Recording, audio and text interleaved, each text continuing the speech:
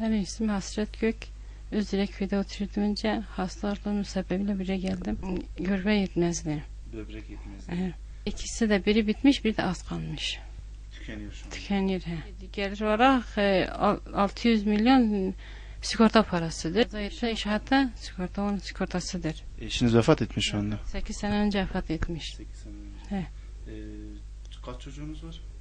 5. Kız vermiş, şimdi falan olan var. Onlar da küçük yani. En büyük oğlunuz kaç yaşında? En büyük oğlum 16 yaşında. Okumuyor.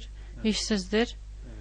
Mesela böyle bir hayat yaşıyorum yani. Başka herhangi bir geliriniz, çevreden, yakınlarınızdan herhangi bir geliriniz, yardımları falan dokunmuyor mu size? Valla şimdiye kadar hiçbir dokuma böyle yardım olmamışım buraya geleli. Bir de kömür de almamışım. Her sene kömür alıyor, bir sene de vermediler. Dedi, sigortanız var, ne orada verdi ne buraya verdi.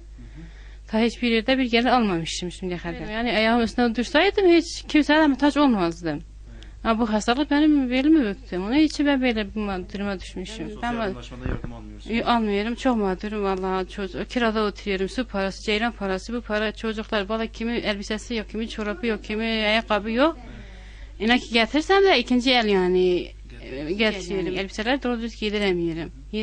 Yetemiyorum çocuklarıma. Şimdi çıksaydı üstü başına baksaydınız da daha iyi olurdu. Valla ben çocuklara bakamıyorum. Bir gittim. Sevgi evre 2-3 kere gittim, bu hastalığıma gittim. Benim çocuklarımı almadılar yurda. Ben istedim onları yurda alsınlar. 3 tane yurda alsınlar, büyüğü bana kalsın. Ben bakamam, onları başının üstüne yıkamıyorum. Yemek yapamıyorum. Niye yurda almadılar?